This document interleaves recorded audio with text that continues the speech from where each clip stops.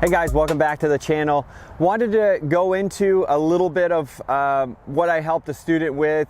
They're here training for a couple weeks, working on their game, trying to get better. It sort of highlights the importance of knowing what's right for you. So from the standpoint of physically, what can you do? You know, what ideas match sort of how you think about the swing, and also what are you actually doing in your swing, right? So knowing those things, really important recipe in getting better at golf.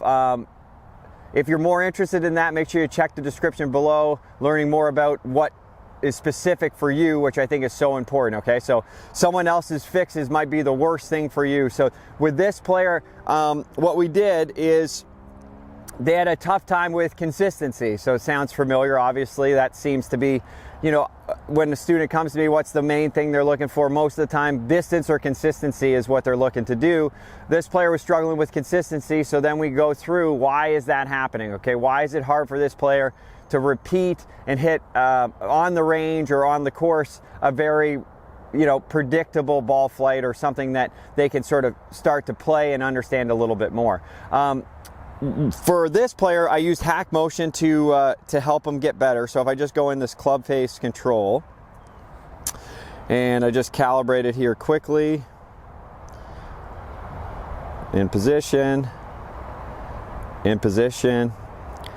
perfect, start practicing. Okay, so again, not for everyone. This player, the awareness of what the hands were doing was massive in getting better. There was other pieces to this puzzle.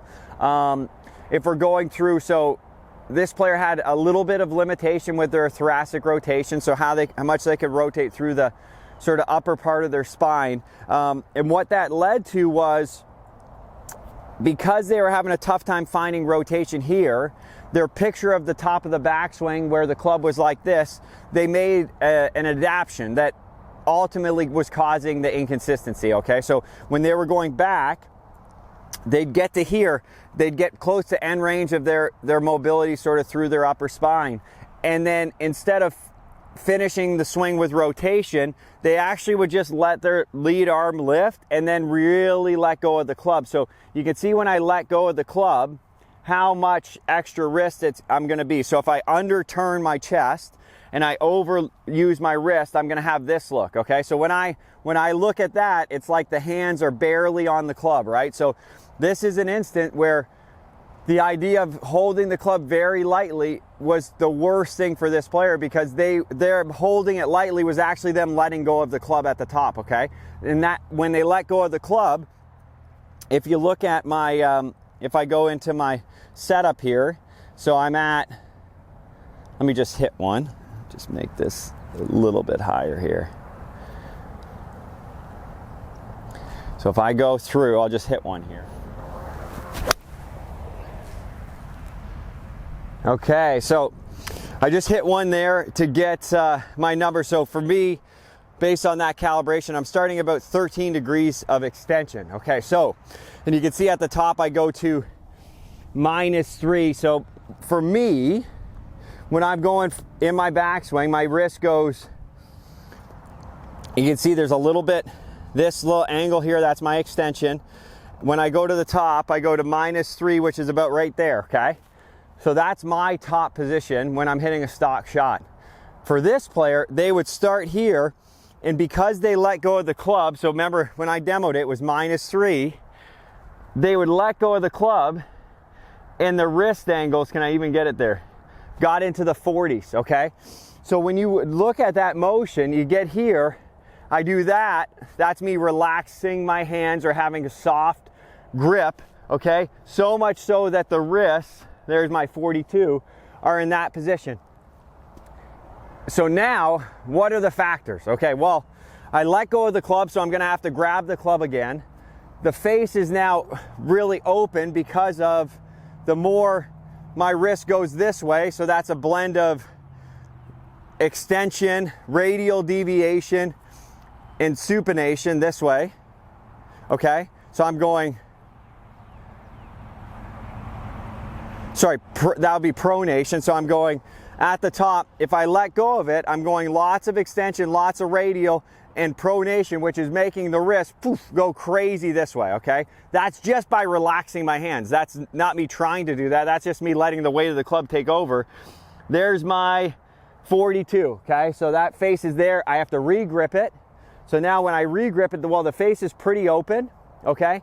The other thing that would happen for this player is they would let go of it because they reached max range of their rotation. They would be standing up a little bit, letting go of the club a little bit, and then they come down and try to hit a good shot. So golf is way different than a lot of sports because this player was an avid practicer, okay?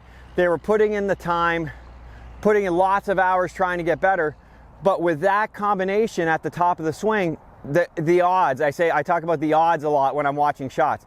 The odds of them hitting it the same shot and repeating that shot would be relatively low because of all those variables happening. And then that's at the top. We got no time in the downswing to make big adjustments, okay?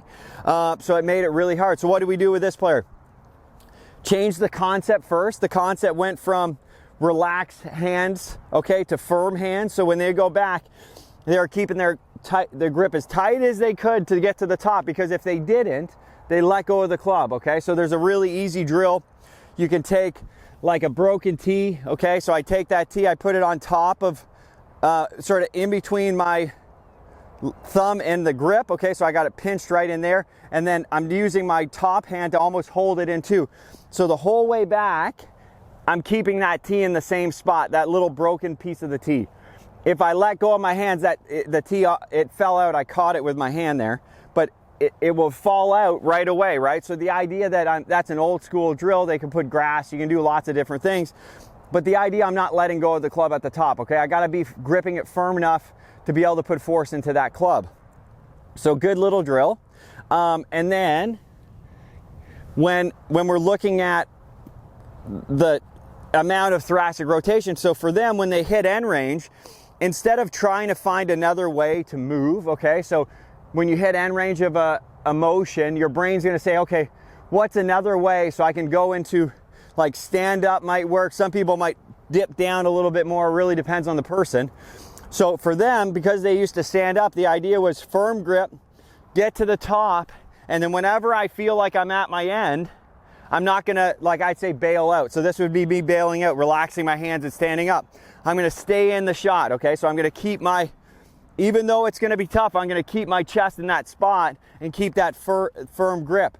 And then the drill for them was, they would set up, keep the pressure on the club, right? We could put a grass or a tee in there, and they'd go to the top, load, load, load. So now I'm in a really loaded position, and then without bailing, just swing.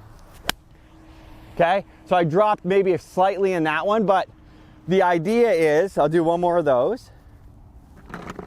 The idea is from that good top position, if I just put force into the club, right, I should be able to hit it. Okay, maybe we're not, like obviously we're looking at all the factors. Well, now the club's not traveling as far. Maybe we'll lose a little bit of speed at the start, but we'll eventually, I think with trust, get that speed back. But the consistency goes through the roof, contact goes through the roof. You can play better golf, shoot lower scores, do all the stuff you want to do just by being super clear, right? If you're already doing the work and then you're not seeing that return, there's probably a reason. Maybe it's concept, maybe it's matching your body more to your swing. Again, if you need more info on that and you want to know what's right for you, make sure you check the description below. I hope this helps, guys.